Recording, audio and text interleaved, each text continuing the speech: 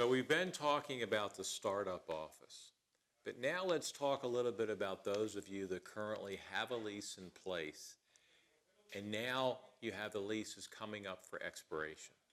So it's time to renegotiate the lease for the next 5, 10 years or longer. So the most important part about the whole process is to make sure that you have enough time in the renegotiation process. Okay, why is that so important? Well, almost every lease in the country has what's called a holdover provision, which means that when your lease expires, if you haven't given notice of your intent to renew your lease, and you go what's called month to month, that your rent could double and potentially even triple. You don't want that to happen, obviously. So you want to be talking to your landlord at least a year before your lease expires. And in the best case, as many as 15 to 18 months. Why? Because a couple of reasons. You want to have leverage. You want the landlord to know that there's enough time for you to move to another office if he or she doesn't offer you a competitive deal.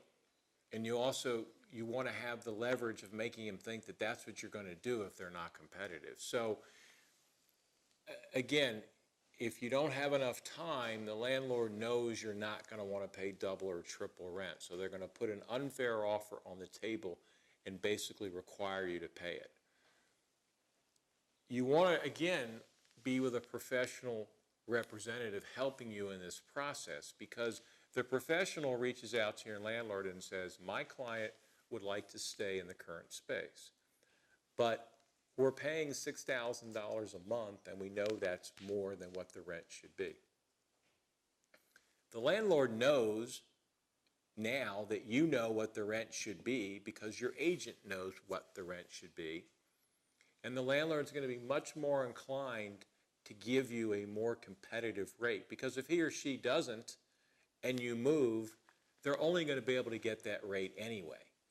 And if you move, the space could be empty for 6 months, it could be empty for 6 years. So there's no incentive for the landlord not to want to make a deal with you. But again, a lot of times the landlord will say, I'll tell you what, doctor, you've been a great tenant and I like you, so we'll just keep the rent going at the same escalation for the next 10 years. Well, if you're already 30% over the market, why would you agree to that? So you want to have a professional reach out on your behalf and try to get a more attractive market deal, but give yourself enough time to have the leverage that you're willing to move if they don't give you a more competitive deal. Now that you're in the renegotiation process with your landlord, the key, just like in the beginning, is to make sure that you get a competitive deal. So once again, you have to have that local market knowledge to know what the rent should be. Every lease in every part of the country has a built-in annual escalation. It's a compounding number. I like to say to my clients, when you go meet with a financial planner, they explain to you the positive power of compounding interest. Because if you invest your money and your money goes up 6% per year compounding, at the end of 20 or 30 years, you have a nice investment. Unfortunately for you as the tenant, but good for the landlord and bad for you, your increase compounds. So it may only be a 2 or 3% annual increase, but then every year the number builds on that 2 or 3%. So unless there's a blip in the market, when your lease is expiring after 10 years, you're most likely going to be paying more than the market. So we know we want to lower the rate, but the key is how low can you go? And once again, only that market knowledge, only having done deals in that market, in that neighborhood, in that building, do you have the market knowledge to know how low you can go in the rent, how much free rent the landlord might be willing to give, is the landlord willing to repaint and recarpet your suite, are they willing to give you some money for the much needed renovation you want to do?